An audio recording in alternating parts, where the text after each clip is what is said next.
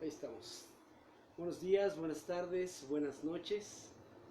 Ya estamos aquí en Charla de Libros nuevamente y tengo el gusto, el placer de estar con la doctora Tania Campos Hola, y Polka. y Polka de Saluda, nuevo. Polka. Hola, Polka. Polka es fan de las charlas de libro y ya es su segunda participación. Creo que en una ocasión debemos de hablar sobre perros. Yo no conozco nada de Ah, eso perros. sería buenísimo. Y sobre gatos también. Sobre gatos. Yo no, nunca he tenido relación con perros ni gatos. No Muchos sé por qué. escritores además han tenido relación con gatos y Ah, perros. ese famoso gato, ¿cómo se llamaba el de Edgar Allan Poe? No, no sé. ¿Cómo se llamaba? Es una pregunta muy buena. Yo me acuerdo, pero en este instante no la recuerdo. Nos Alexandro, acordaremos. saludos, nos está viendo Alexandro Guerrero. Alexandro, dinos cómo se llama el gato de Edgar Allan Poe, tú debes de saber.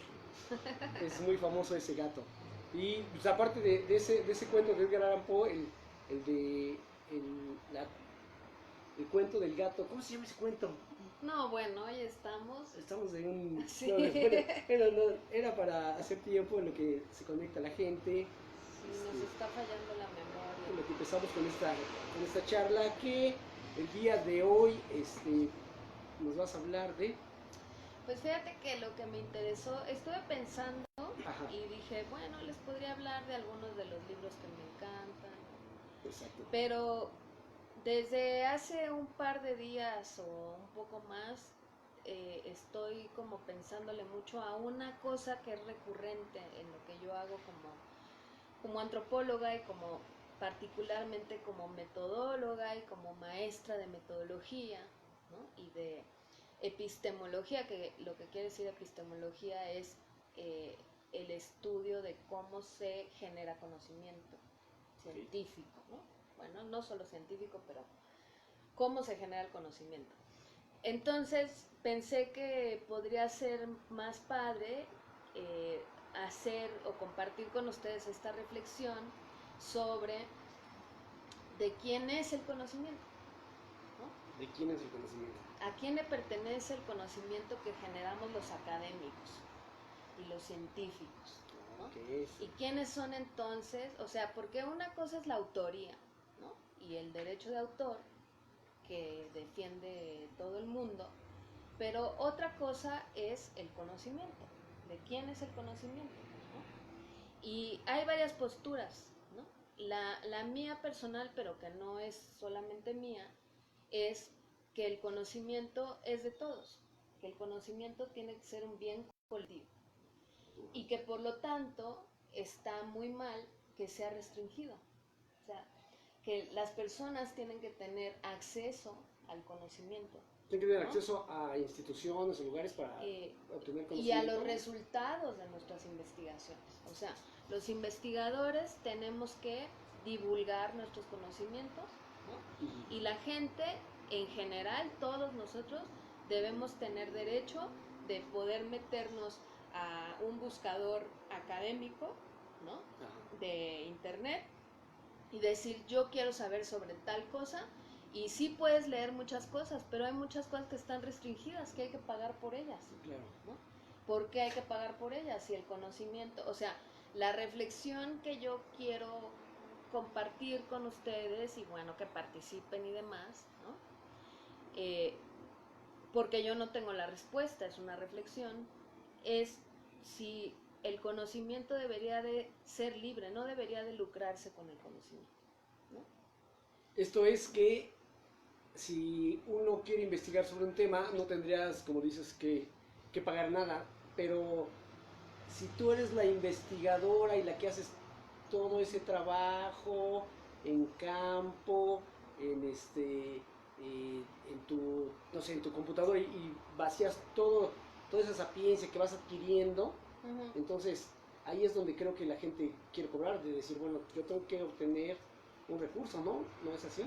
Sí, pero por eso entonces hay que hacer una diferencia entre la autoría, es decir, si yo escribo, mira, es más fácil entenderlo si dividimos los textos para hablar de textos, Ok. ¿no?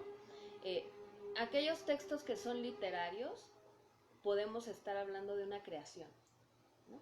Entonces, ¿de quién es el cuento, de quién es la novela? Pues evidentemente del escritor. Del autor, sí.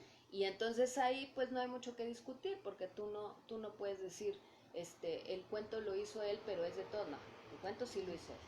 Pero ¿qué pasa cuando lo que escribimos es resultado de investigaciones académicas?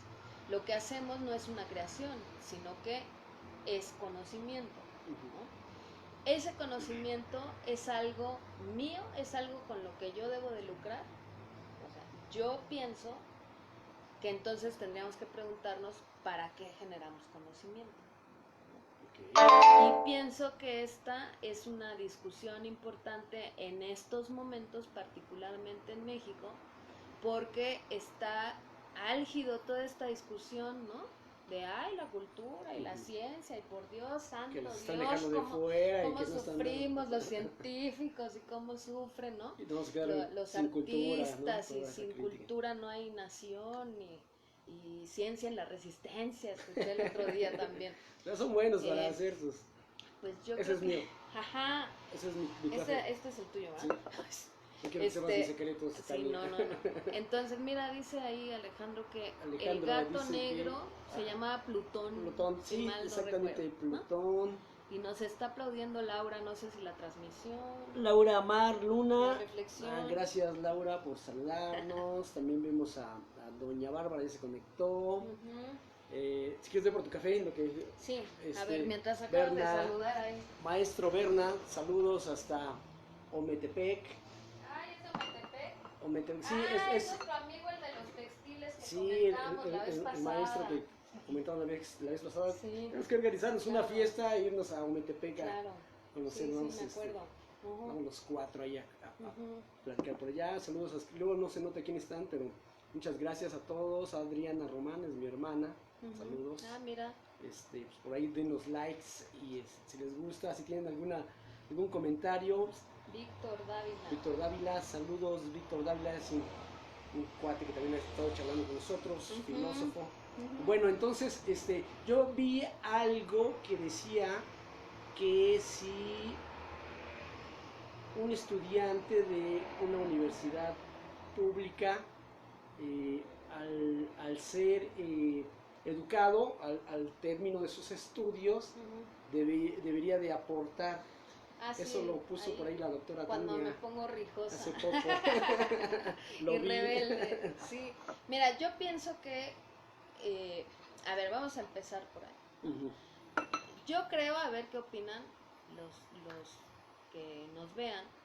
Yo pienso que la educación es un derecho humano. ¿No? Sí. Entonces, partiendo de eso, yo, si te soy honesta, yo pienso que ni siquiera debería de haber universidades privadas. Porque yo considero que la educación no es algo con lo que deba de hacerse negocio ni debe lucrarse. Yo creo que la educación es algo que debe de garantizar el Estado a todos o a los más que podamos, ¿no? No considero que esté bien que tu formación dependa de si tienes o no el dinero para estar en una institución educativa. Para pagar a que te enseñen. Exactamente. Yo creo que nadie tendría por qué pagar por la educación. Eso de entrada. Pero bueno, eso es lo que yo quisiera, ¿no? No es lo que tenemos. Entonces, no lo que tenemos en todo el planeta, ¿no? Pues bueno, en Cuba sí lo tiene. Bueno, en Cuba. No nos vamos a meter en problemas, pero aquí en México no tenemos eso. Y entonces, ¿qué pasa? Yo considero que en este país, en México, la educación es un derecho y no debería de ser nunca, jamás un privilegio. No es un privilegio estudiar en escuelas privadas, eso es una mentira. Es un privilegio estudiar en las públicas. ¿Por qué? Porque las escuelas privadas, perdón que sea mala onda, ¿no? Pero pues no nos dan la batalla en muchísimas cosas. Hay muchas referencias, sí, ¿no? muchas cosas. O sea, yo sí considero que hay escuelas privadas que pueden ser buenas en ciertos rubros, pero definitivamente en asuntos como la ciencia, las ciencias sociales, las artes, las escuelas privadas no tienen absolutamente nada que ofrecer frente a una Universidad Nacional Autónoma de México, a un Instituto Politécnico Nacional, a una UAM, ¿no? Universidad Autónoma Metropolitana, a una, por supuesto, Escuela Nacional de Antropología e Historia, ¿no? A una Esmeralda en la que voy a empezar a dar clases ahora y estoy muy contenta. Entonces, bueno, partiendo de ese hecho, yo pienso que la educación tendría que ser un derecho garantizado por el Estado. Y no solamente hasta la primaria, ¿no? Sino todo el ciclo. Con la universidad, o sea, había, que quien algo quiera, así había comentado ya el presidente, ¿no? No sé, fíjate. Desde la campaña, que no quería sí, claro. el examen para que tuvieras un acceso, o sea, que claro. toda la gente tuviera y se malentiende, sí. Se malentiende, claro. Porque lo interpretan como, ay, quiere que todo el mundo sin que estudie. No, o sea, lo que pasa es que hay que entender que en un país como México, el haber podido estudiar es un privilegio. Sí, por supuesto. Es un privilegio que no debería de ser un privilegio, debería de ser un derecho. Pero es un privilegio, esa es la realidad. ¿Por qué es un privilegio? Porque hay 7 millones de personas con pobreza alimentaria en este país. Sí. Porque tenemos, o sea, eso quiere decir que no comen 3 veces al día, bien, ¿no? Imagínense. Porque terrible. Tenemos la mitad de la población, más de la mitad de la población en pobreza. No alimentaria, sí, pero en pobreza. Pues sí. De esas 7 millones en pobreza alimentaria. Entonces, en un panorama así, estudiar es un privilegio, ¿no? Porque estudiar significa que naciste con un mínimo de cosas garantizadas que te permiten estudiar, ¿no? En este país hay mucha gente que no tiene eso garantizado, ¿no? Y que dicen, ay, no estudian porque son unos flojos. No, espérate. Sí, es que no es lo mismo estudiar bien comido que mal comido. Claro. No es lo mismo estudiar teniendo que hacer 4 horas en transporte público a tu escuela, ¿no? Que 15 minutos o media hora. No es lo mismo estudiar teniendo que trabajar para aportar a tu familia que tener la fortuna y el privilegio de no haber tenido que trabajar mientras estudiabas. ¿Estamos sí. de acuerdo? Sí, por supuesto. Entonces es un privilegio. Y las escuelas públicas las estamos pagando todos para formar a nuestra gente, ¿no? Pero no toda la gente tiene acceso por estas condiciones de desigualdad. Uh-huh. Entonces, por un lado, yo sí pienso que hay que combatir esta desigualdad, pero mientras esto está sucediendo, yo creo que los universitarios, refiriéndome con eso a quienes hemos pasado por universidades, ¿no? Uh-huh. Tenemos que ser muy conscientes de que aunque debiera ser un derecho a la educación, todavía hoy en día es un privilegio. Entonces somos privilegiados. Y ser privilegiado trae consigo responsabilidades éticas, ¿no? A mi juicio. O sea, yo creo que ser privilegiado no es para decir, voy a hacer fiesta porque soy privilegiado y ya voy a... No, o sea, si soy privilegiado, entonces yo tengo con mayor razón el deber de dar. Una responsabilidad, ¿no? Social. Y si encima mi educación la pagaron los impuestos, yo tengo un deber ético, ¿no? Yo creo que ahora a la gente le molesta mucho la referencia a la moral. Por eso yo no hablo mucho, o intento no decir moral y digo ética. Aunque para esa diferencia entre la moral y la ética creo que Alejandro Guerrero les podría explicar muy bien desde la filosofía. Pero yo sí pienso que hay obligaciones y deberes que tenemos para con los demás. Entonces, como sociedad y como persona que en el ámbito, en el contexto en el que estoy, tuve la fortuna, que es meramente suerte, ¿no? De poder estudiar y llegar hasta donde estoy, ¿no? Yo soy resultado de la escuela pública, quiero decirles, y siempre lo digo. Vienes de una gran universidad de paga costosísima para calificar esa parte, ¿no? Lo digo siempre con mucho orgullo y soy muy enfática con eso, porque de pronto la gente menosprecia, ¿no? Y la gente dice, ay, no, sí, no, los de la UNAM. Y entonces yo siempre digo, el que es perico donde quieres verlo. Claro. Y a las pruebas me remito. Y ahí sí le saco el doctorado y demás. Normalmente yo no creo que el doctorado sea garantía de nada. Pero lo que sí les quiero decir es que uno puede estudiar, ser resultado de la escuela pública y tener un alto nivel académico. Por supuesto que sí, Claro. ¿no? Pero también tienes responsabilidades. Y yo pienso que esas responsabilidades son las que se están olvidando la gente. Yo creo que todas las personas que hemos estudiado tenemos el deber ético de retribuir a la sociedad lo que hemos recibido. Eso independientemente de privadas o públicas. Pero yo no puedo, o el Estado no puede, obligar a los que estudiaron en las escuelas privadas. Sí. Sin embargo, a quienes les pagamos su educación, yo sí creo que es legítimo decir, ¿saben qué? Ahora hay que retribuir. Tienen que retribuir. Hoy está interesante. Sí, claro, vente, para que vengas a participar. De esa retribución, yo el único lugar donde he visto eso es en el ejército. Ah, eso me lo han dicho, sí. Si tú vas a estudiar lo que es el equivalente al bachillerato, que son los 3 años para ser cadete, o la carrera que son 2, médico o enfermería. Sí. Si yo como Serena, te voy a pagar tu carrera, son 4 años, entonces me vas a pagar con 4 años de trabajo que no puedes irte.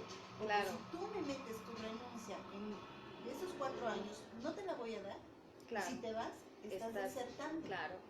Pero si tú me dices, bueno, en 10 años sabes que ya no quiero trabajar contigo, bueno, te vas. ya pagaste, ¿no? Pero ya pagaste. Claro. Es el único lugar donde yo he visto. Sí, a mí me comentaron eso cuando yo decía esto. Alguien me dijo, entonces en el ejército lo están haciendo bien, ¿no? Y me lo decían un poco para picarme la cresta, o sea, como diciendo, o sea, estás sugiriendo que todos vivamos como en el ejército. No. O sea, me parece que hace bien el ejército, pero es una institución coercitiva, entonces tampoco vamos a exagerar, ¿verdad? No. O sea, no estoy diciendo que todos estemos ahí 4 años, ¿no? Pero yo sí creo, qué pena que el Estado o cualquiera te tenga que obligar a hacer lo que debes hacer, yo pienso, ¿no? Pero bueno, si hay que obligar, yo sí optaría por dar opciones, ¿no? de maneras de retribuir a la propia educación pública, ¿no?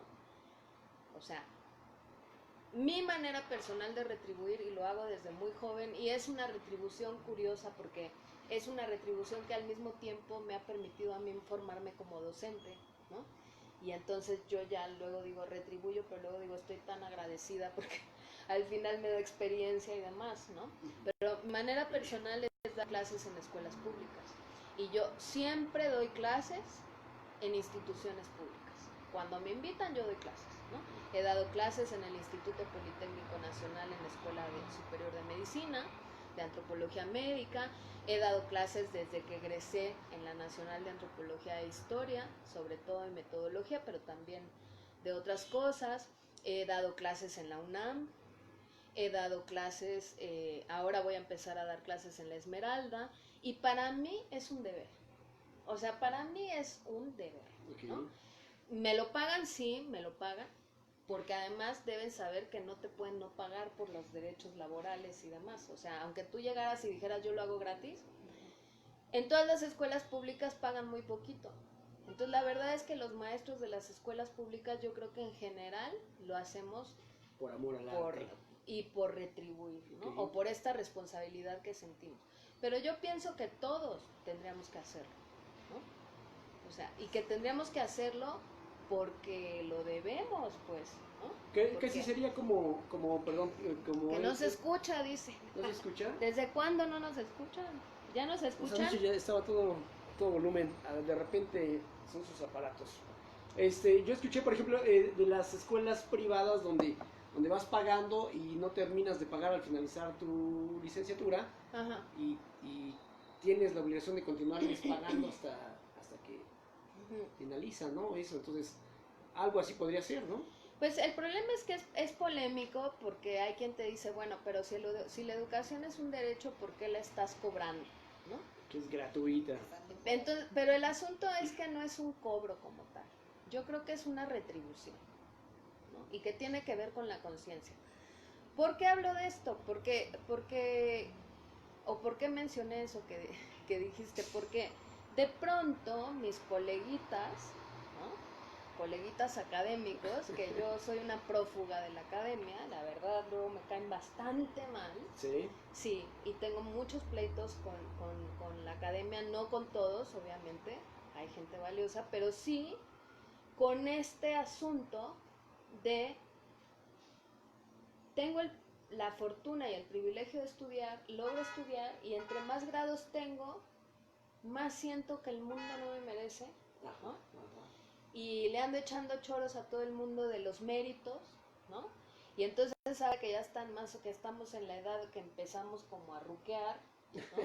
Y que ya empezamos a tener comentarios así de ñores, de repente salen con cosas como, pero si nosotros nos esforzamos y yo les digo, no es cierto, no sean mentirosos.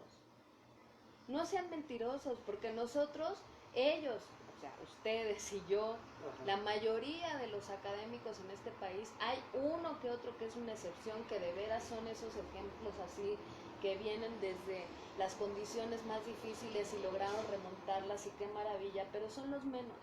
La mayoría de los académicos provenimos de una clase media que nos ha permitido estudiar sin grandes dificultades. Entonces déjense sus payasadas de que se levantaban a las 5 de la mañana y que pasaban hambre, que por Dios santo, o sea, no es cierto, ¿no? Pero incluso siendo cierto lo pudieron hacer y son privilegiados. Y están ahí, ya no deberían de... Ajá, entonces ¿por qué le andan echando choros a la gente que no... Es que no estudian por flojos, ¿no? O que los ninis y todas esas... Entonces yo lo que pienso... No me descuerda nadie, porque me van a correr de todos lados. Bueno, ni trabajo para ellos, pero... Ella trabaja en la UNAM y tiene ciertos, así que dice Nadiesda, saludos Nadiesda, malditos académicos mamones. Sí. Bueno. Porque espero que no lo digas por lo que ando diciendo yo, sino... Tiene su porqué, creo, Nadiesda. Sí, que nos cuente. Entonces, el asunto es... Yo pienso que el paso por las universidades nos deben hacer mejor persona, no peor persona.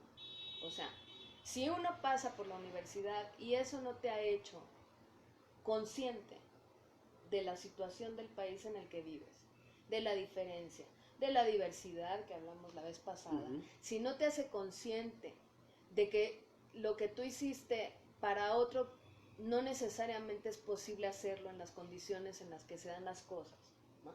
Entonces, ¿para qué pasaste a la universidad? Pues sí, o sea, de noche, ¿qué te deja la universidad, no? Entonces, el otro día había ahí un pleito medio álgido, de esos pleitos ahí facebookeros que yo ya últimamente evito, pero tengo que confesar que últimamente son como 3 días, ¿no? Que me volví pacifista. Ajá, sí. Había ahí una discusión porque decían precisamente que debían quitar las tesis, ¿no? Que debían de quitar el requisito de las tesis para que fuera rápido el egreso de la licenciatura para que se empleen, ¿no? Para que entren a un empleo. Y yo les decía, pues yo no formo empleados. Claro. Y no, bueno, se reían, ¿cómo que no formas empleados? No, yo no formo empleados. O sea, si mis estudiantes terminan empleándose, ¿no? O quieren emplearse, yo respeto, pero uno no estudia por un empleo, ¿no? Mucho menos cosas como antropología, ¿no? Que es deseable que puedas generar ingresos con lo que estudiaste, sí. Que es lo que más queremos, sí. Pero yo no formo gente para las empresas. O sea, yo formo gente para que tengan las herramientas, que yo tenga la oportunidad de compartirles para su vida, ¿no? Sí. O sea, la universidad no es solo para trabajar, la universidad es para la vida. Y más en ciencias sociales, en humanidades. Sí, ¿no? Crear conciencia de los lugares donde están. todo eso. ¿Qué nos dicen los 10? Dice, se portan mal con los alumnos y muchos investigadores no tienen compromiso social, no apoyan a los alumnos, los tratan de tontos, los explotan, les hacen escribir sus textos. Sí, efectivamente. Y eso es un problema que tiene que ver con el famoso Sistema Nacional de Investigadores. Y andar persiguiendo puntitos como locos y andar haciendo cuanta cosa poco ética para tener sus puntitos que se traducen en dinero, ¿no? Y es una cuestión de principios también, ¿no? Porque el SNI surge para no hacer un salario digno para los trabajadores, ¿no? Y entonces dicen, a ver, yo le voy a decir a este y a este que son los más chichirindongos, ¿no? Y a ellos sí les voy a dar una lana. Y somos tan soberbios en la academia que nos la tragamos completita, ¿no? O sea, nos dan en el ego. Y ahí estamos, ¿no? Ah, no, yo tengo el SNI 3 porque yo me lo merezco, ¿no? No es cierto, no es cierto. Hay quien sí, pero también hay quien no. Como en todo. Porque hay mucha tranza, ¿no? ¿Qué dice ahí? O sea, así muchos investigadores se piensan invisibles y la verdad es que pocos. La verdad es que pocos. Y luego son racistas y elitistas. A eso es a lo que voy. Okay. Lo que yo veo... Ajá. Por supuesto, siempre haciendo excepciones porque hay académicos valiosos y hay artistas valiosos y hay muchas posturas, ¿no? Sí. Pero yo lo que veo es en estos que se andan quejando en las redes sociales y que andan llorando, ¿no? Y demás. Yo veo un fenómeno bien interesante y es que a los académicos y a los artistas ya nos hicieron creer que somos como una clase social diferente, ¿no? Entonces somos como los clase medieros ahí de la profesión, ¿no? Y entonces empieza una forma de discriminación que se llama discriminación epistémica o educacionismo. ¿Esto qué quiere decir? Discriminar a las otras personas por no tener el mismo nivel de estudios que yo, ¿no? O sea, yo, doctora en antropología, tú vienes y me dices, ay, fíjate que la luna, o vi en un libro que la luna no sé qué, y yo te explico, aunque yo no tengo nada que ver con lo de la luna, ¿no? Como yo soy doctora, perdón, pero...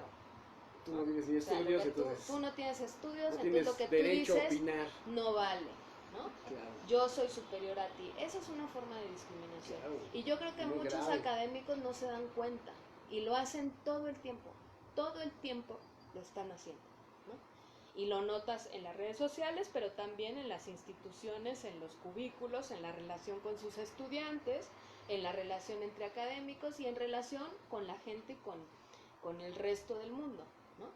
Entonces, a eso venía a cuenta la pregunta de quién es el conocimiento, ¿no? Okay. Porque entonces pareciera que nosotros estudiamos para escalar socioeconómicamente.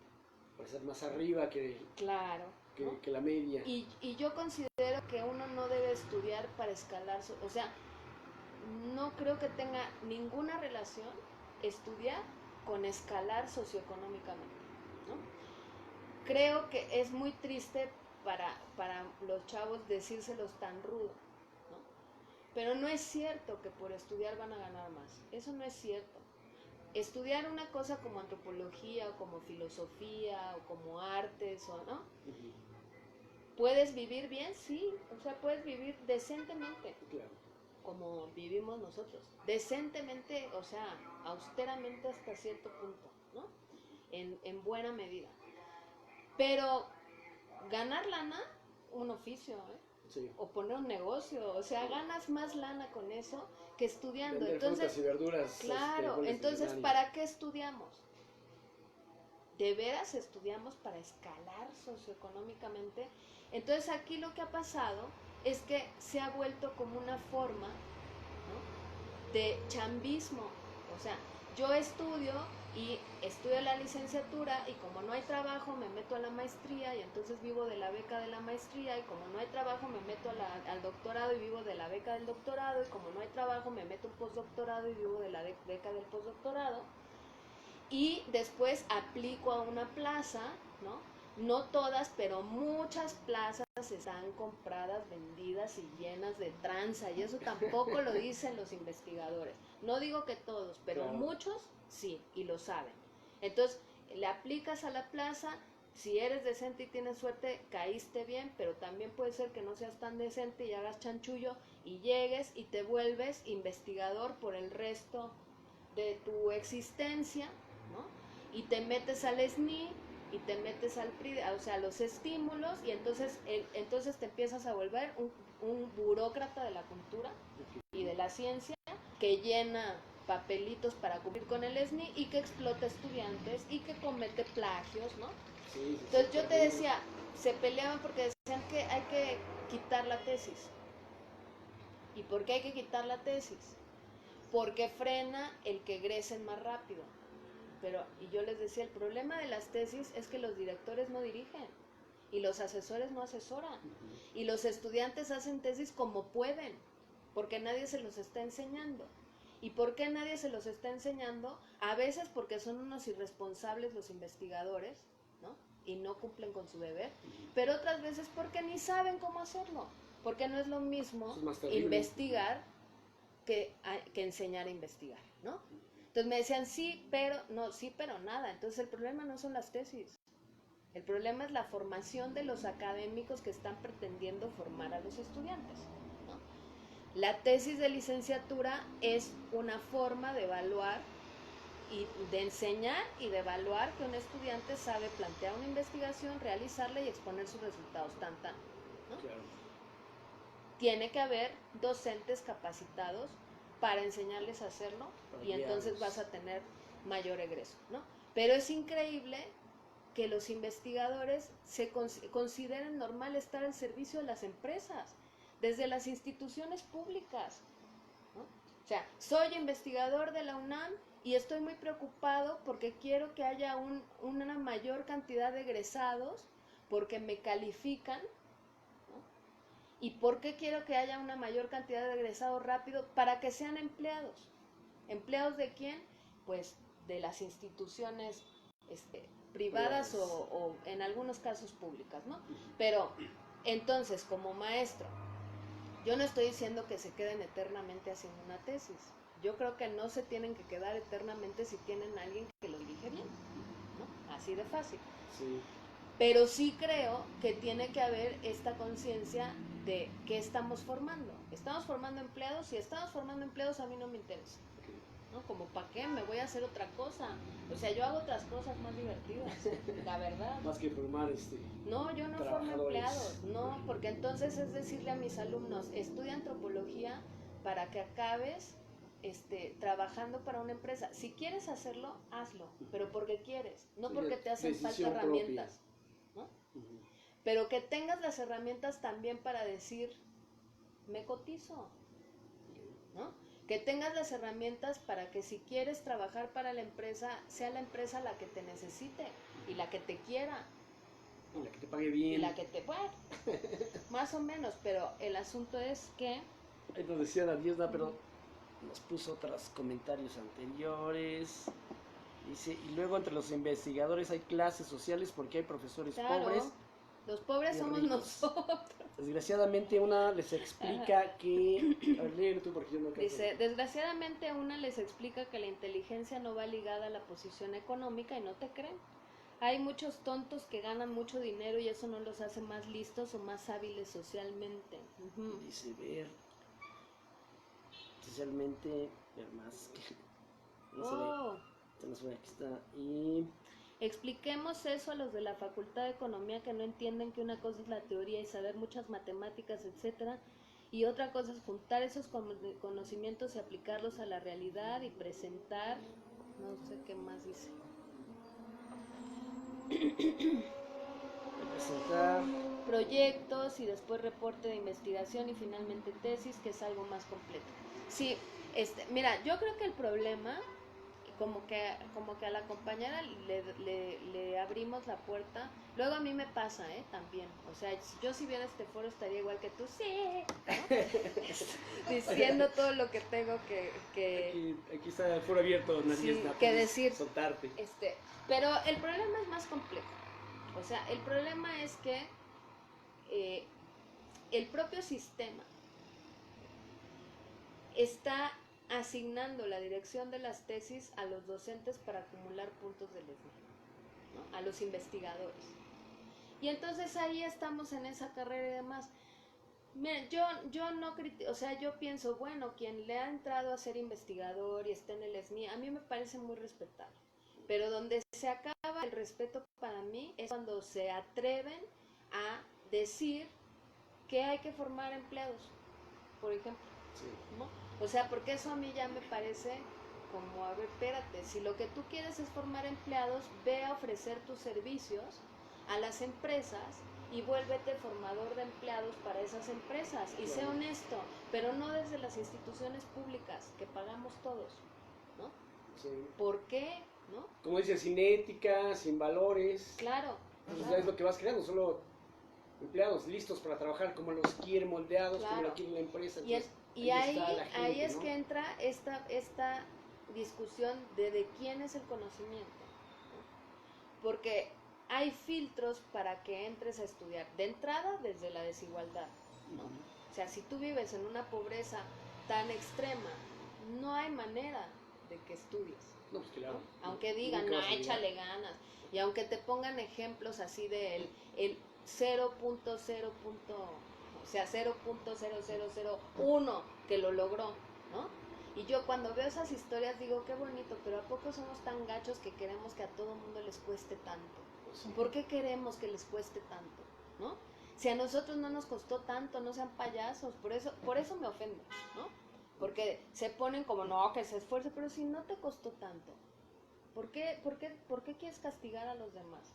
¿Por qué tú quieres que a los chavos de Y ahora además, lleguen si sangrando, te costó ¿no? tanto, es Ajá. como para valorar y decirle, bueno, yo sufrí tanto, Para que entonces ya no sufras no tú. quiero que tú así.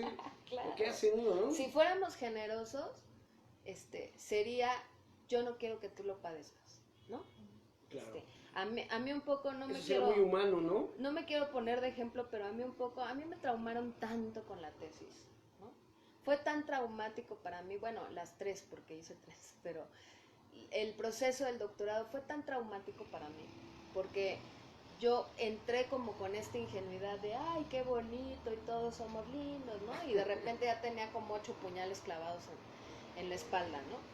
Y me costó mucho trabajo y lo sufrí mucho. Y fue tan traumático que en un momento dado yo dije, yo lo que quiero hacer, o sea, yo iba camino a lo que hacen todos los que estudiamos una maestría, un doctorado, busco una plaza, soy del SNI, me dan mi cubículo, ¿no? Yo iba para allá, pues ese era el caminito. Pero me trataron tan mal y me hicieron sufrir tanto que en un momento dado yo dije, yo no quiero eso. O sea, yo no quiero vivir en un cubículo con esta bola de arpías víboras al lado, no todos, obvio, pero sí muchos. Yo no quiero eso. Pero sí quiero ayudar a otros con lo que aprendí a la fuerza. Me refiero a cómo hacer una tesis y ahí fue que me empecé a especializar en la metodología y en enseñar metodología y ayudar a tesistas y demás, ¿no? Yo creo que esa es la actitud que todos deberían de tener. Bueno, no sé si todos, pero pienso que es la mejor que yo encontré hasta para curarme yo misma las heridas, ¿no? Como decir, no, yo no quiero que los otros sufran como me hicieron sufrir a mí, más bien yo quiero enseñarles cómo lo pueden hacer sin ese sufrimiento. Pero, perdón que te interrumpa, ¿por qué hay quienes hacen todo lo contrario de lo que estás diciendo? O sea, que hacen sufrir, que les ponen piedras en el camino, les meten el pie, ¿para qué? Para que no lleguen, para que se tarden más, para ¿Sabes que ellos sigan. Yo pienso que en algunos casos es la competencia que hay, ¿no? O sea, cuando tú estás a nivel de... Eso es una cosa bien interesante. De hecho, yo les voy a recomendar un libro, no crean que no, que tiene que ver con esta lucha de poderes y de egos y de los intelectuales y demás. Es un libro divertidísimo, pero de llorar de la risa yo, ¿no? Cuando lo leía, que es una novela que se llama El miedo a los animales, de Enrique Serna. Y no les voy a contar de qué se trata, pero está relacionado. Yo sí lo leí. Bueno, reléelo después de esta plática y vas a ver por qué yo me reía tanto, ¿no? Porque es la realidad de... en los ámbitos académicos, ahorita que andan todos, ay, nosotros que somos tan importantes y somos unos santos, uno entra a la licenciatura y ahí todo el mundo se quiere y todo el mundo nos tratamos bien y demás. Cuando tú entras al posgrado, creyendo, ¿no? Ay, no, pues todos nos queremos, no, ahí es donde Todos somos empieza, amigos. ¿no? Porque resulta que el otro es competencia. Porque resulta, yo porque era muy ingenua, entonces yo andaba en shalala y no estaba pensando en ninguna plaza ni nada, y de repente me di cuenta que todo el mundo andaba, o muchos, andaban ya fabricándose el rollo de la plaza y haciendo relaciones públicas y todo para cuando acabaran el doctorado, y yo andaba investigando, ¿no? O sea, ingenuamente. Entonces, en el ámbito académico es súper cruel, innecesariamente. Yo no creo que tenga ninguna, o sea, no hay ninguna justificación para la crueldad de los ámbitos académicos, ¿no? Lo justifican diciendo es que es duro, no, bueno, o sea, que tú vivas frustraciones y que te hayan maltratado no es mi culpa. Claro que ¿no? O sea, ¿por qué llegan a la academia a maltratar? Porque son crueles en serio, ¿no? Ahora dicen, es que los chavitos son muy frágiles. Me da risa porque los mismos que dicen que los millennials son frágiles y que no aguantan nada son los que andan llorando, ¿no? Porque muy machines. No, pues no que, exacto, no que muy machines. Pero hace poquito hubo una noticia terrible de una chavita que se andaba queriendo suicidar, ¿no? En la UNAM, porque no pasó un examen de medicina. Yo estoy consciente de que un acto así no es solo por el examen. O sea, obviamente ella ya traía un rollo. Pero el ámbito de la medicina, en particular la medicina, es conocido. Son súper crueles. ¿Sí? De violencia. O sea, violencia. Violencia, ¿no? Verbal. De violencia emocional, de violencia verbal. Cuando yo daba clases en el Instituto Politécnico Nacional, una de las razones por las que yo decidí ya mejor no dar clase en la Escuela Superior de Medicina fue la impotencia que me causó ver cómo se ejercía violencia de los maestros hacia los alumnos y las alumnas, ¿no? Pero era brutal. O sea, por ejemplo, un día llegó una chica y estaba llorando y, ay, dile a la maestra lo que te pasó. Y entonces la chavita ahí me cuenta que un maestro de otra materia le había dicho así, en estas palabras, y para mí fue como, bueno, a ver, la chichona de allá atrás que se calle. Así, ¿no? O a una alumna que estaba medicada porque tenía un diagnóstico de trastorno bipolar, ese mismo maestro se dirigía a ella como la loca, ¿no? Y bueno, entonces a mí como que me incendiaba algo por dentro y yo decía, si esta chavita fuera de mi familia, fuera mi hija, bueno, no te quiero contar. No, por supuesto. Cómo me corren del Politécnico, ¿no? Sí. Y acabé renunciando porque pasaban ese tipo de cosas. Pero no es no es solamente que el ámbito sea cruel y competitivo, innecesariamente, insisto, sino que lo sostienen en un discurso en el que yo creo que muchos académicos ni siquiera se dan cuenta que lo están sosteniendo, que es esta idea de la meritocracia, ¿no? ¿Qué es la meritocracia? Creer que la gente merece lo que se gana, con su esfuerzo, con su trabajo, ¿no? Sí. El problema es que en una sociedad con una desigualdad socioeconómica tal, ¿cómo puedes decir cada quien tiene lo que se merece, cada quien tiene lo que se gana, si tienes a niños de 5 años trabajando en la Merced cargando cosas? A ver, espérame, ¿te cae? ¿No?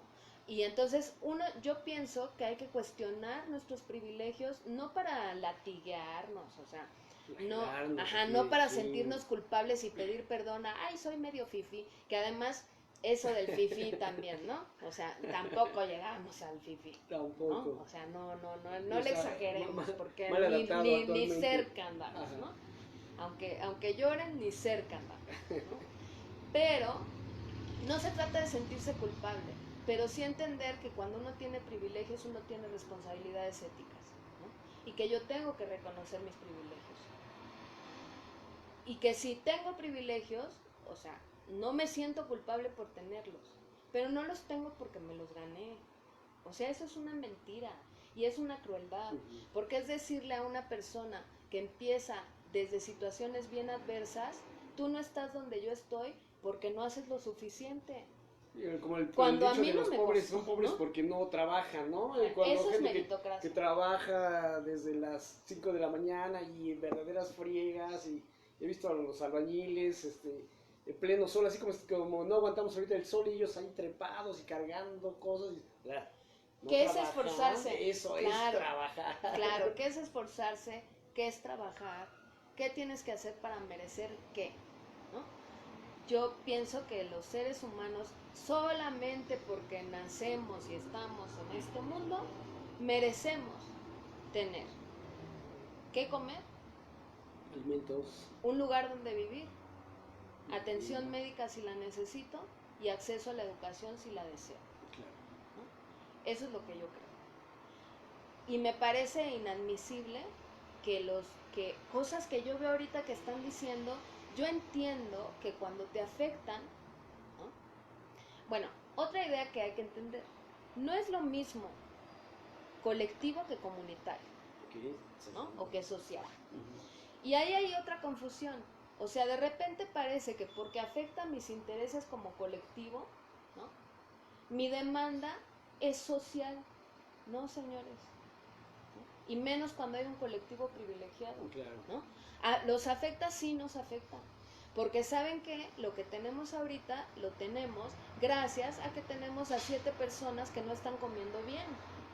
Si esas 7 millones de personas estuvieran comiendo bien, probablemente nosotros no tendríamos todo lo que tenemos, ¿verdad? Sí. Porque en algún lado hay que repartir, más lo que se roba, etcétera, etcétera, etcétera. Pero nosotros tenemos que entender que tenemos privilegios y que esos privilegios nos obligan a un deber ético para con la gente, ¿no? En general.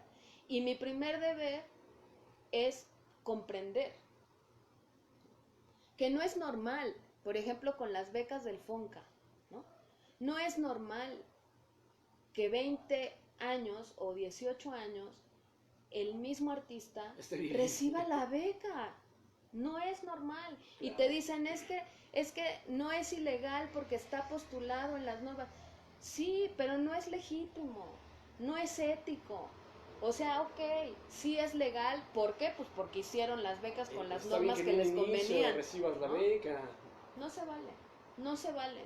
Y si fuéramos conscientes, ni las pediríamos, claro, ¿no? Porque si te las dieron una vez, que venga alguien más, ¿no? Sí, por supuesto, ya la usé, ya claro. Es para... La mayor parte de las becas del FONCA se están quedando en la Ciudad de México, para empezar, así. ¿no? Entonces casi nunca se le dan a creadores de otras entidades de la República. Se están quedando entre un grupo de gente que ya ni siquiera es consciente de que es un privilegio y que lo consideran un derecho. Claro. Y que te dicen, así verdaderamente sorprendidos e indignados, te dicen, pero si a mí me la han dado 20 años. Y tú dices, pues por eso. O sea, ya, ¿no? Búscale cabo por otro pues lado. Pues por eso, ¿no? Por eso no se vale. Pero si tú lo piensas, no son solamente las becas, ¿eh?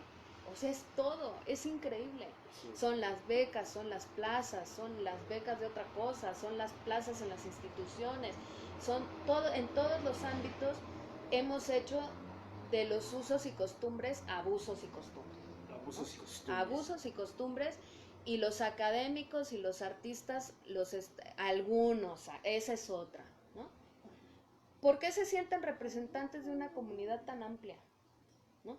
O sea, yo los veo ahí que están diciendo, los académicos exigimos, yo digo, yo no. Sí, y aunque no te guste, pues yo también soy académica, ¿no? Sí. Te caigo mal, pero también soy, ¿no? Y como yo, otros. O sea, que tú digas que no estás de acuerdo con esto no quiere decir que todos los académicos pensamos igual, claro. ¿no? O sin arte, los artistas, ¿cuáles? Unos artistas, porque otros artistas están pensando otra cosa. Entonces también me sorprende que sean académicos y mucha rigurosidad, hablan mucho de democracia, pero se erigen en representantes de sus comunidades sin preguntarnos si nos parece, sí, por supuesto, ¿no? Para protestar o para gritar o para llorar o para lo que tengan que hacer, ¿no? Yo pienso que esto que está pasando es muy importante porque nos lleva a tener reflexiones y discusiones que tenemos que tener, ¿no? Y una de estas reflexiones es esta que yo quiero o que he querido compartir con ustedes, que es de quién es el conocimiento. Creo que esa reflexión no solo nos la tenemos que hacer los académicos, sino la sociedad en su conjunto, que nos tienen que exigir que nuestro conocimiento llegue, porque para eso nos formaron, para eso nos pagaron la educación. Tienen que compartir ese conocimiento. Sí, no estoy hablando de ciencia aplicada necesariamente, o sea, no estoy hablando de que forzosamente yo tenga que hacer proyectos que se apliquen a algo, pero yo como acá, sí, a los académicos hay que exigirles que den clases, que escriban artículos de divulgación, que se comporten a la altura en sus redes sociales. Si van a discutir temas serios, que lo hagan con rigurosidad y de tal manera que aporten en una discusión seria con otras personas. Si no, que pongan gatitos o que no hablen de eso. Que no también participen en esas redes sociales, también ¿no? tienen derecho, Claro. ¿no? O participar de otra manera, pero no tienen derecho de llegar aventando la carrocería de yo soy doctor para decir cosas sin rigurosidad, sin reflexión, sin haberlas pensado, pasando por encima de los demás, diciendo aquí yo soy el rey, porque como los otros babosos de mis contactos, nomás 3 son doctores, claro, porque solamente el 0.06 creo, de la población tiene un doctorado, ¿no? Y ellos se sienten muy orgullosos de eso. Yo al contrario, yo digo, tiene que haber más, Pues sí, ¿no? tiene que subir el nivel. Y ¿a quién le toca? Entonces, o sea, ¿por qué? Si quieren que los ponga en términos románticos, socialistas, que luego critican mucho porque no les gustan, pero ¿por qué el pueblo te paga? Pues sí. ¿Por qué te paga? O sea, por ejemplo, a los artistas, ¿por qué les pagamos? ¿Nomás porque nos salieron genios? Yo sé que es muy dura, o sea, esta es una postura muy dura respecto a los artistas, pero yo sí pienso, ¿por qué piensan? O sea, por lo menos el arte, o sea, los proyectos artísticos que son pagados con los impuestos, con el erario, sí tendrían que tener alguna forma de retribución social. Claro. Alguna, ¿no? No sé cómo, habría que resolverlo, o sea, eso todavía es una discusión, pero yo no estoy de acuerdo con que yo diga nada más porque yo soy muy acá, el pueblo me tiene que pagar mis obras. ¿Por qué? Cuando es un pueblo con 7 millones de personas en pobreza alimentaria, cuando no tengamos esos millones de personas en pobreza alimentaria, que todos tienen abundancia, me encanta. entonces dices, órale, todos. Pues mira, no sé si abundancia, ¿no? Bueno, pero por lo menos ya no, Pero dices, salir de la pobreza o sea, extrema. yo sí creo que lo mínimo que nosotros tenemos que aspirar éticamente es que no haya gente que no coma. Claro. Es que no haya niños de la calle. Durmiendo Y en la perdón, calle. a mí me critican mucho este asunto porque yo sí defiendo mucho a Cuba. Pero, ¿qué es lo que defiendo de Cuba? En Cuba no hay niños de la calle. No hay. Okay. Entonces no podemos aspirar nosotros a eso. No deberíamos aspirar nosotros a eso. Por supuesto. Bueno, cuando estemos en eso, entonces ya, órale, qué padre. Ya cambiamos, ¿no?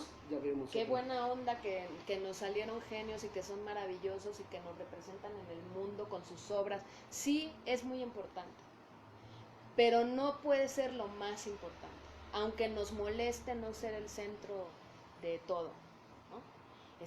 Dicen así con mucho enojo, es que, y tienes razón, no son niños de la calle porque no son de la calle, son niños en situación de calle, tienes toda la razón. Algo antes, dice, ahí difiero. Las plazas, etcétera, son un derecho, pero se hacen privilegios, se monopolizan.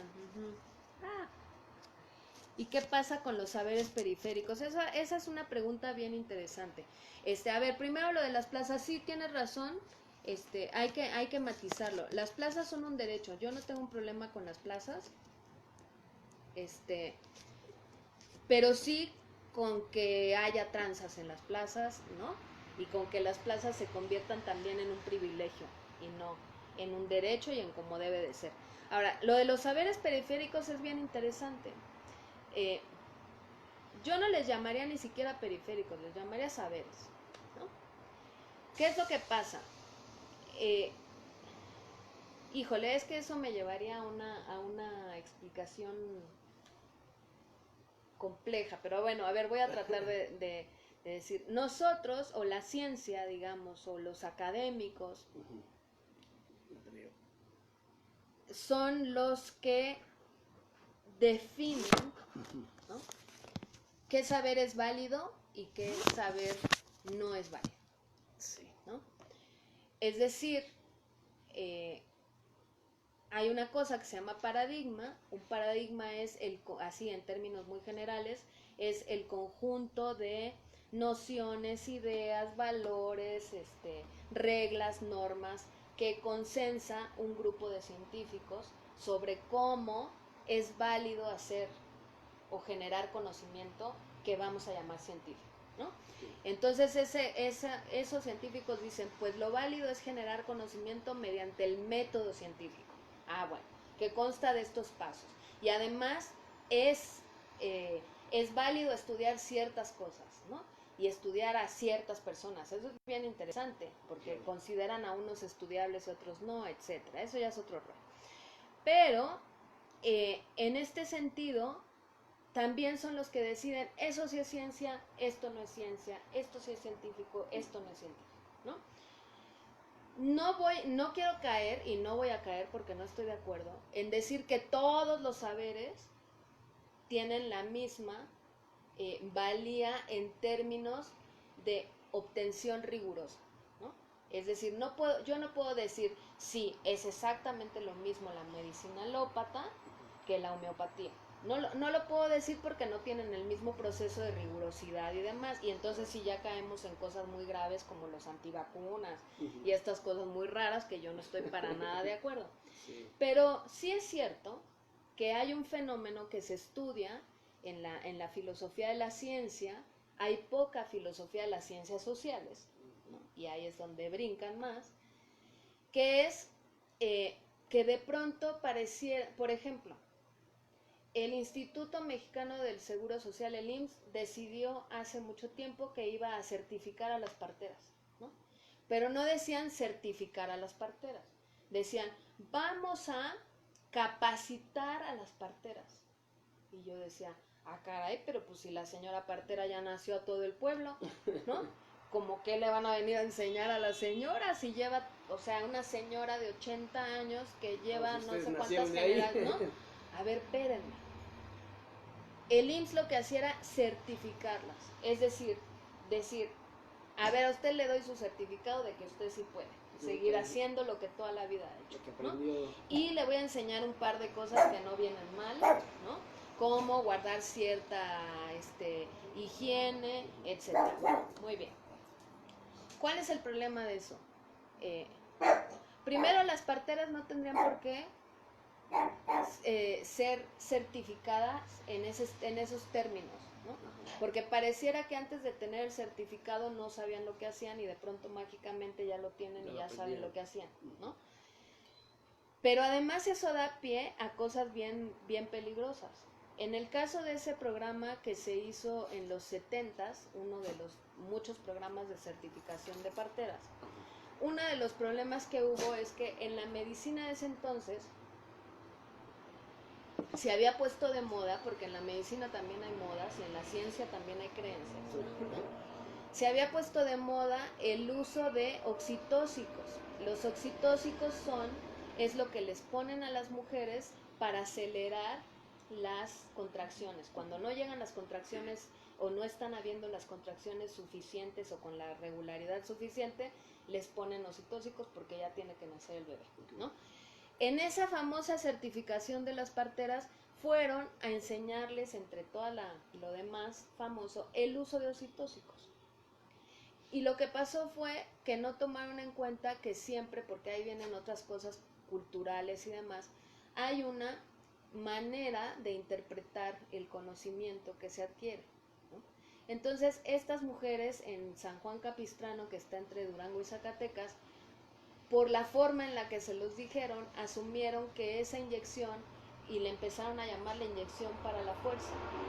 Entonces, para ellas era una especie como de vitamina, ¿no?, que le ponían a las embarazadas para que pudieran estar más fuertes. Y se las ponían a todas. ¿Cuál es el problema? si tú metes un oxitocin que empieza a generar contracciones, que hacen que el bebé tenga que salir y no hay la dilatación suficiente, ¿qué pasa? Pues es una masacre, ¿no? Entonces se elevaron los índices de mortalidad materna, terrible. ¿Y a quién metieron al bote? A las pobres parteras, ¿no? A unas que otras que pepenaron, claro, y las hicieron responsables de algo que fue responsabilidad de un proyecto gubernamental, mal hecho, mal planteado, desde esta idea soberbia y absurda de yo a la partera le voy a enseñar cómo tiene que hacer las cosas, ¿no? Claro. Entonces, esto de los saberes periféricos que nos preguntan tiene que ver con eso. No, definitivamente, no solamente la adquisición de conocimiento tiene que ser por vía formal. La vía formal, o sea, las universidades, las escuelas, es una manera de obtener conocimiento, pero no es la única, ¿no? Entonces, hay gente que puede no tener títulos y saber un montón, ¿no? Una de ellas, leer, ¿no? Otra de ellas, observar. Otra de ellas, experimentar, aprender a partir de la experiencia, ¿no? Eso por un lado. Y por otro lado, no todo conocimiento cumple con las características del conocimiento científico riguroso, porque no se puede. Las ciencias sociales, por ejemplo, no podemos experimentar y obtener siempre el mismo resultado. Claro. Por eso, cuando los científicos de las mal llamadas ciencias duras, que además son más abiertos que los de las ciencias sociales en general, siempre más papistas que el Papa, ¿no? Cuando algunos de ellos te cuestionan, pues es que las ciencias sociales no son ciencias porque ustedes no, porque en la realidad social no tenemos manera de provocar un fenómeno con condiciones controladas y lograr que una y otra vez se repita igual. Eso no lo podemos hacer. Sí podemos saltarnos la ética y hacer un experimento social, pero de ahí a que nos dé el mismo resultado que requiere una demostración científica, pues no. Entonces, ¿eso quiere decir que nuestro conocimiento no es válido? No. Quiere decir que no cumplimos con su método. Pero no nada más hay un método, hay otros métodos. Y tenemos otras formas de ser rigurosos, ¿no? Entonces, todas esas discusiones, yo creo que es el momento, el que ahorita haya como tanta queja y tanto malestar, puede servirnos para dos cosas, ¿no? O para seguir en la queja y en el malestar, o para aprovecharlo para empezar a generar estas discusiones que las necesitamos todos, ¿no? Y no son discusiones de los académicos. O sea, yo finalmente lo que quise platicar con ustedes de esto porque creo que es bien importante que las personas que no están en la academia también digan, yo también quiero discutir esto. Yo también quiero saber por qué ustedes piensan eso y por qué entonces, y esto no me gusta porque y esto sí me gusta, el conocimiento, ¿no? Entonces nos dejan todos afuera, claro, ¿no? Entonces, si yo no tengo las herramientas que necesito para debatir contigo, enséñamelas. Por supuesto. Venga, y no menosprecies no tengo menos capacidad que tú para aprenderlas, enséñamelas, ¿no? Sí, no tuviste la oportunidad, como dices, ¿no? Claro.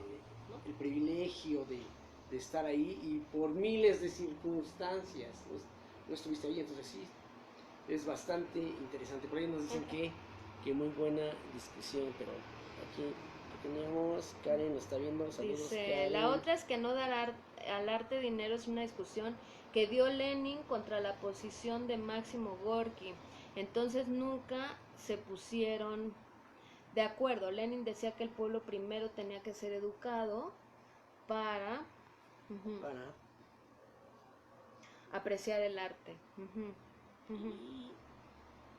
Dinero al arte por parte del Estado es con el propósito de que los artistas fungían como difusores de la cultura más que como creadores, como educadores del pueblo. Está complicada esta discusión porque tiene muchas aristas. Sí, por supuesto que es una discusión dificilísima. Y además yo creo que otra cosa que tenemos que aprender todos es que una discusión es para poner las posturas justamente a discusión, ¿no? No para sostenernos en ellas, ¿no? Claro. Entonces sí, claro que es súper complicado y eventualmente mi postura puede ser cuestionada y entrémosle a la discusión y yo misma la puedo cuestionar. No es fácil, o sea, no es tan simple como ya no les vamos a dar becas. No, mi asunto no va por ahí. Claro. Mi asunto es, ¿qué vamos a hacer nosotros ciudadanos? Vamos a empezar a entender dónde están nuestros privilegios y dónde estamos parados. Y vamos a actuar éticamente, o nomás vamos a estar llorando cada vez que el golpe me pega a mí. Pero Claro. cuando le pega al otro no me Sí, importa. al otro no te afecta, ¿no? Sí. Antes no me ha importado. Si las plazas se vendían, pero yo me quedé con plaza y yo no la compré, porque sí hay investigadores honestos que no compraron su plaza, ¿no? No todos Pero somos iguales. no se vale porque yo llegué a una plaza decentemente y no la compré y ya soy investigador. No se vale hacerme como que la Virgen me habla cuando sé que se están comprando plazas y que están haciendo chanchullo, ¿no? Pues sí. No, o sea, no se vale andar llorando porque ahora no me van a dar la beca cuando todos sabemos desde hace mucho tiempo que se les están dando a los mismos Ujú. y que muchas, no siempre, pero muchas veces se están dando porque son los cuates de los cuates y un año tú eres el Siempre ha sido jurado y el así. otro año tú Es eres un el conocimiento que becario. todo el mundo tenemos, ¿no? Todo mundo Todos lo sabemos. sabemos. Entonces no se vale que sigamos haciéndonos como que qué santos hemos sido, ¿no? Y qué barbaridad. Hay personas a las que le han dado la beca de creadores 18 años, 20 años. Bueno, quizá uno o dos de esos, de veras las 20 veces se lo ganó porque era el mejor de todos. Ok. Pero no tiene ni siquiera lógica pensar, ¿a poco te cae? O sea, entonces todos los demás son los mediocres y nada más tenemos a Dos estos buenazos. genios. Claro. O sea, no es normal. O sea, si me dijeras es uno, ¿no? O me dijeras 3 veces, o 5 veces, órale, ¿no? Qué destacado. O sea, no hay Porque, no hay competencia, no hay gente. mira, hay algunos de los que creativa. están mencionados en este asunto de a quienes les han dado muchas veces las becas, ¿no? Hay algunos que son gente muy talentosa. O sea, hay algunos que son gente muy valiosa y muy talentosa. Pero eso no quiere decir que sea correcto que pidan una y otra vez la beca. Las becas en general, no las del FONCA, que no son las que yo más conozco, la verdad, pero las becas en general tienen un sentido y ese sentido es hacer que logres destacar, ¿no? Ujú. Son súper destacados.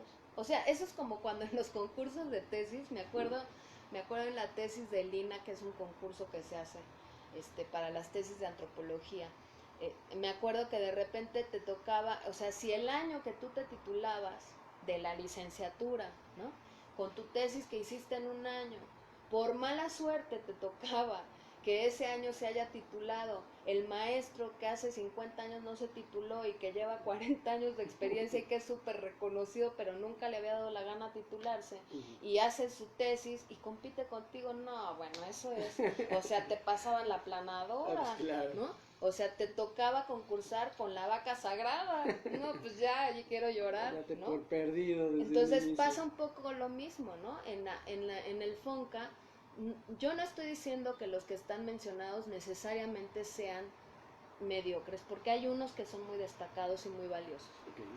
Tampoco estoy diciendo necesariamente que sean gachos, pues, ¿no? Pero no ser consciente de los privilegios hace que uno caiga en gacheces, aunque uno no lo sea, Pues sí, ¿no? claro. Entonces, ¿Cómo no te vas a dar cuenta? es el momento de decir, ¿qué onda? ¿No? Estamos en un cambio muy interesante. Pues hay quien dice que no, yo sí, o sea, yo No, sí por me asumo, supuesto, pero sí, hay quien dice que no, y es su derecho y yo lo respeto, pero si no lo hay, háganlo, vamos a hacerlo, hay quien, ¿no? hay quien ya se sintió defraudada Ah, y no, dijo bueno, que eso no. Entonces, estamos realmente en un cambio bastante interesante. Yo creo que socialmente dicen que es un cambio para México de los más importantes, ¿no? Pues sí, y además el simple cambio ya te abre la posibilidad de actuar diferente, ¿no? Entonces, incluso los que creen que esto va mal, Ajá. pues háganlo bien, Claro. ¿no? O sea, incluso los que están discutiendo, háganlo bien, ¿no? Cuando dicen, es que nosotros somos críticos, me encanta, pero seanlo de veras, Sí. ¿no? Y rigurosamente, y en serio, porque no es serio, nomás decir, yo veía, y lo digo con mucho cariño, miren, y en serio, yo obviamente me muevo en el mundo de la academia, tengo gente querida académica, quiero a mis amigos que están en el SNI, ¿no? Quiero a mis amigos que están en el arte, pero no voy a dejar de decir lo que yo pienso, No, por supuesto. ¿no? Y sí creo que no se vale esta crítica nomás porque me pesa, ¿no? O sea, porque ya me tocaron Porque aquí mis, te están pegando ahora, mis ¿no? intereses. Claro. Entonces, ¿por qué no se preguntan qué onda? ¿Qué hay de cierto? Ahora, la verdad es que sí hay poca habilidad. En el caso, por ejemplo, de Jesús, ¿no? Me parece que no es nada hábil decir, hay que desaparecer las becas, porque entonces les das chance a entrar en esos dramas, Claro. ¿no?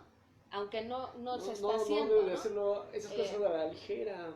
Quizá no debería decirlas a la ligera. Ahora, también es cierto que Jesús no es el mejor ejemplo, ¿no?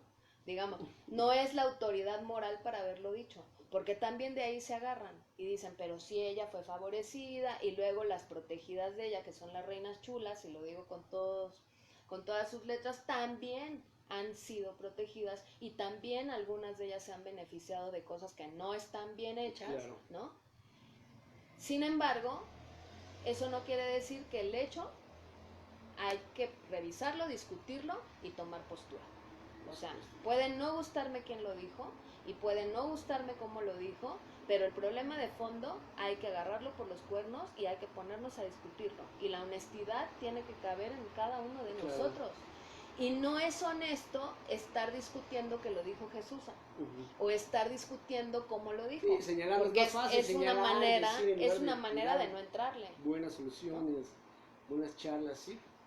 Tienes razón, vamos a ver, dice aquí Nadiezda. Dice, pero si metes el método marxista es otra cosa, porque una cosa es el positivismo. Claro que hay otros métodos y son científicos. Sí, claro, el positivismo es el que plantea el asunto, el paradigma explicativo, ¿no? Buena discusión, dice Nadiezda, y dice entonces... ¿Cuál es la finalidad de la producción de conocimiento? ¿La verdad o alguna otra cosa? Pues yo considero que el conocimiento tiene que servir para mejorar las condiciones en las que vivimos, en todas las maneras habidas y por haber. Eso no quiere decir que tenga que ser aplicado siempre. O sea, no quiere decir que yo tengo forzosamente que proponerme hacer investigaciones que inmediatamente benefician a la sociedad. Pero sí creo que la finalidad de generar conocimiento es que en algún momento y en alguna medida, en alguno de los ámbitos sociales repercuta, sino ¿por qué haríamos el esfuerzo de generar conocimiento? Tiene que ¿no? ser esa el fin, ¿no? Lo que ha pasado es que el conocimiento se está quedando en las ¿cómo se llama? En las bibliotecas de las universidades, en los cubículos de las universidades, en las librerías, cuando bien nos va, ¿no? Y cuando no, pues las están comprando las empresas, ¿no? Y ahí también se limita el acceso, ¿no? Y se limita el acceso, por supuesto. Entonces el conocimiento tiene que que beneficiar de alguna manera a la sociedad. No siempre es un beneficio inmediato o palpable así, tan fácil. Por ejemplo, el conocimiento por sí mismo es un valor que si la gente lo tiene, ya benefició. Claro. Pero si no hay divulgación, o sea, si la gente no puede hacer uso de este conocimiento, si nuestros libros, por ejemplo, no pueden ser leídos por todo el mundo, ¿no? Bueno, no sé si por todo el mundo, pero quien quiera, élite, ¿no? Pero quien quiera que se acerque, ¿no? Por ejemplo, yo a mis estudiantes les digo, nunca des por hecho en tu escrito, en el de la tesis, o en los artículos, o en lo que sea, nunca des por hecho que quien te lee va a saber lo que significan ciertas palabras o va a dominar cierto lenguaje técnico, porque a veces tú vas a escribir para la academia, por ejemplo, una tesis se escribe para la academia, para otros académicos. Les digo, pero nunca sobra que des explicaciones de más. Porque aunque vaya para los académicos, qué maravilla que alguien que no tiene esa formación pueda agarrarla y entender algo. Ahora, yo soy un pésimo ejemplo de eso. Mi tesis de doctorado no la lee ni mi mamá, ¿no? Y ella es antropóloga, no la releo ni yo, ¿no? O sea, no estoy predicando con el ejemplo en eso, porque hablar de epistemología y de metodología es bien difícil en términos de divulgación, dificilísimo. Okay. No es fácil divulgar. Pero yo me he prometido hacerlo en algún libro. O sea, me he prometido tratar de hacerlo de la manera más sí, yo creo que es un sí, yo creo que es un deber que tengo. La más media. Sí, creo que es un deber. Eso es bastante bueno, es una propuesta bastante buena, porque bien dices, si lo haces para la academia, para demostrar que tienes un nivel de conocimientos, pero no sobra lo otro, sí, ¿no? No sobra que tú pongas una nota a pie y digas... Como yo, si en estudios dices, bueno, quiero leerte, ajá, claro. lo leo, o sea, menos. Bueno, pero tú tienes ahí mi WhatsApp y el Facebook y me puedes decir, oye, ¿qué quisiste decir ahí? ¿No? Pero los que no tienen claro, acceso pero yo o sea, por ejemplo, el poder poner una nota al pie, o sea, si yo digo el método, o el enfoque, el paradigma explicativo, poner un pie de página y darte la explicación, aunque mis colegas lo entiendan, sí, no me cuesta nada, ¿no? O bueno, sí me cuesta, tú ya no lo pero estás dirigiendo vale, hacia ellos, ¿no? o sea, realmente tú ya no estás pensando en ellos. También creo que tiene mucho que ver en dónde estás parado, ¿no? Y yo hace mucho tiempo que renuncié a los académicos, ¿no? Okay. Entonces, en mi caso, pues bueno, hice mis tesis y las presenté con ellos porque era lo que me tocaba hacer, ¿no? Yo digo, al final yo me tardé mucho tiempo en acabar mi tesis de doctorado porque había sufrido mucho el doctorado y en un momento dado dije, ya no hago nada, ya no quiero nada. Pero luego Alejandro me convenció de que la acabara porque estaba a la mitad, ¿no? Y como yo siempre digo, acabé obteniendo el título de doctorado para agarrarme a doctorazos, ¿no? pero en realidad, pues más bien para llegar y decirles, ustedes no son los únicos aquí que pueden andar ninguneando todo el mundo, ¿no? Pero después de eso, yo también escribí artículos y cosas así académicas. Me gusta mucho lo que hago. Sí me gusta la antropología por sí misma, ¿no? Hay académicos a los que quiero, respeto y admiro muchísimo. Pero yo ya hace mucho tiempo que no tengo interés en formar parte así formalmente de la academia, ¿no? Yo doy clases porque me gusta y porque lo considero un deber.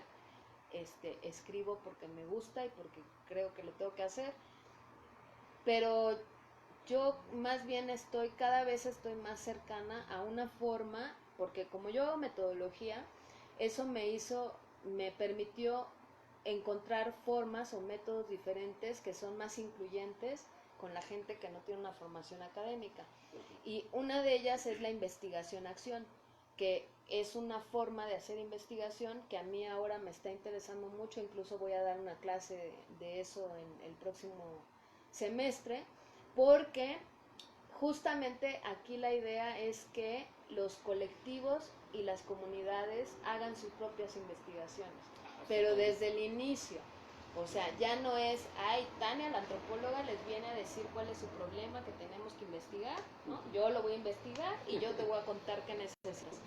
Es diferente, es más bien, yo, Tania, antropóloga, formada con estas herramientas, te sirvo. ¿Qué te ayudo? Te sirvo para que sean ustedes, como colectivo, como comunidad, los que determinen qué problemas vale la pena investigar, ¿no? Cómo los investigamos y qué resultados obtenemos y qué podemos proponer a partir de los resultados. Para eso creo que sirve el conocimiento, ¿no? Y creo que los académicos tenemos que dárselos, ¿no? Pero eso no lo creen muchos académicos. No todos lo creen. Entonces, eso es muy interesante. Me gusta para el cierre, saber, repite esa frase que dijiste. Ya no me acuerdo. Que yo creo que hay que darles el cual. Sí. ¿Cuál? A ver, dime lo último que dijeron. A ver, ¿cuál es la de aquí, la productora? Sí, productora, recuérdenos la última Recuérdenos frase la que frase me, que estuvo muy que me buena. inspiré, a ver qué más dice. Lo vamos a checar, a ver, buena Buena plática, plática, buena buena discusión, gracias. Bueno, entonces, finalidades, Sofía Diezna, Adriana Román, Carlos, excelente Antonio. invitada, por supuesto, qué interesante todo lo que se está expresando. Aquí siempre tenemos invitados de Me calidad encantó. grandísima, ¿qué dice? Charla, claro ejemplo del ejercicio crítico, claro, tenemos que hacer crítica pero toda buena crítica comienza con la autocrítica. Sin autocrítica no hay buena crítica. No, ese es el inicio, es la base. Ajá. Y dice, bravísima, brava. Bueno, pues muchas gracias. Esa última frase está grabada, así que Nos la recuerda, por favor. la vamos a poner, yo lo voy a poner después, que vuelva a ver toda la charla, porque a mí me encanta volverlas a ver, las veo 2 o 3 veces más. Voy a poner esa frase que ahorita de inmediato se nos olvidó. Bueno, y para Dinos, cerrar, esta Lidia Zoe me dijo que qué consejos les darías a los nuevos postulantes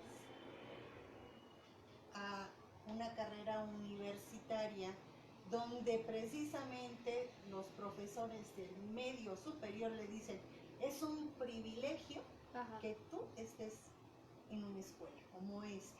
Ella está estudiando en un colegio de bachilleres, donde ni siquiera tiene un punto de orientación vocacional a dónde va a dirigir su vida.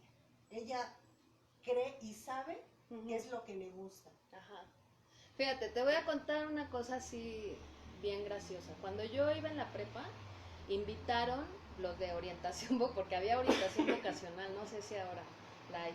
Y entonces iban a invitar a gente que estudiara lo que nosotros queríamos estudiar para que platicara a ver si de veras, ¿no? Sí, era lo que tengo. Y entonces, pues yo dije antropología, desde entonces.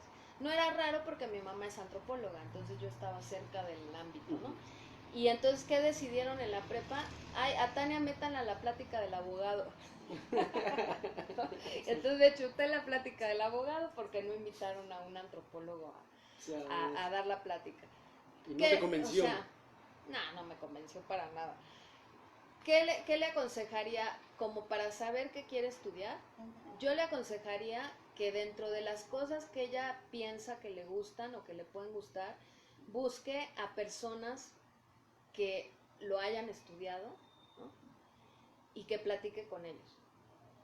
Le aconsejaría también que se acerque quizá a pláticas, a cursos, a charlas, exposiciones. Me parece que había una charla, ¿no? En la UNAM que sobre... No, pero más que de orientación vocacional, yo le aconsejaría que, por ejemplo, si le gusta la pintura, se diera una vuelta por las escuelas donde se estudia pintura como para ver qué onda, buscar a alguien que estudia pintura para platicar con esa persona, o si le gusta la antropología, fuera un día una plática de algún antropólogo de algún tema, o fuera la ENA, ¿no? Porque antropología se estudia en la ENA, ¿eh? No en ningún otro lado. No. Sí. Bueno, si hay alguien con interés de antropología, les vamos a recomendar aquí con la doctora Tania, ella sí es. Eso les diría. Ahora también les diría, no estudien pensando que es, o sea, yo no estoy diciendo que esté mal querer vivir de lo que uno ha estudiado. Claro. Pero que esa no sea su motivación principal. O sea, tarde que temprano, cuando tú no haces lo que a ti te hace feliz hacer, te cansas. Sí. Entonces, por más dinero que te deje el hacer lo que no te hace feliz, va a llegar el momento en que vas a estar frustrado, vas a estar fastidiado y ya ni siquiera te va a dar dinero porque vas a estar cansado. Y el trabajo es algo en lo que uno pasa muchas horas de su vida. O sea, nada más piénsenlo así. ¿Cuántas horas pasan a la semana trabajando? ¿No? Se pone 40 horas bien. Bueno, entonces, más vale que les guste. Sí. ¿No? En algunos lugares, no me acuerdo hace mucho, no sé si ha cambiado la estadística, pero hace mucho yo leí que la segunda causa de suicidio o depresión era que el trabajo te hace infeliz. Y cómo no, Terrible. si todos los días te avientas 8 horas Imagínate si no te gusta, si no es algo que te hace feliz. Entonces hay que buscar, no en este rollo complaciente, incluso lo que nos hace feliz implica esfuerzo. Incluso lo que nos hace feliz, a veces lloramos y decimos, hijo. Sí. O sea, no los estoy invitando a la complacencia, a la autocomplacencia y a la mediocridad. Los estoy invitando a la reflexión y a decir de veras que me gusta a mí. Y si lo que a ustedes les gusta, no les gusta a su familia, no les saquen. Dejen a su familia. No les saquen, porque su familia no se va a quedar toda la vida con ustedes por cuestiones hasta físicas. ¿No? Su vida. Busquen lo que les gusta. Y no a todo mundo nos tiene que gustar el estudio hasta el punto de hacer un doctorado, Tampoco es manda. Y no es malo, ¿no? Si les gusta un oficio, apuéstenle al oficio. Claro. Si les gusta ser negociante, apuéstenle al negociante. Si les gusta estudiar, apuéstenle a estudiar mientras les haga feliz estudiar. Es válido que gente que dice que no le interesa estudiar. Se vale, claro, se vale. Y como les dije, el conocimiento no se queda solamente por vías formales. Entonces uno puede decir lo que me encanta, yo quiero ser carpintero. Está padrísimo ser carpintero. Puedes aprender un montón de cosas de otros carpinteros, de cosas de carpintería. Y puedes, sin embargo, mira, mi hermano estudias la gente no me lo dice, no, mala doctora, mi hermano estudió la prepa. No le gustaba la escuela, no le gustaba la formalidad de la escuela de la vida. Y sin embargo, mi hermano es un hombre que sabe de un montón de cosas, ¿no? Él decidió desde muy joven irse a vivir a un pueblo, en su huerta y sus niños, es muy así, pero mi hermano te sabe de plantas y de animales y de historia de México y demás porque lee un montón, le encanta leer, nada más que le gusta lo que a él le gusta. Claro. Entonces muy rebelde y decía, no, si me quieren enseñar otra cosa, no. Con esto lo que les quiero decir es sí, también se vale que alguno de ustedes diga, a mí esto no es lo que me gusta. Claro. Ahora, asegúrense de, si no les gusta estudiar, no le compren a la abuelita el rollo de si no serás nadie en la vida, no se lo compren. Pero también es cierto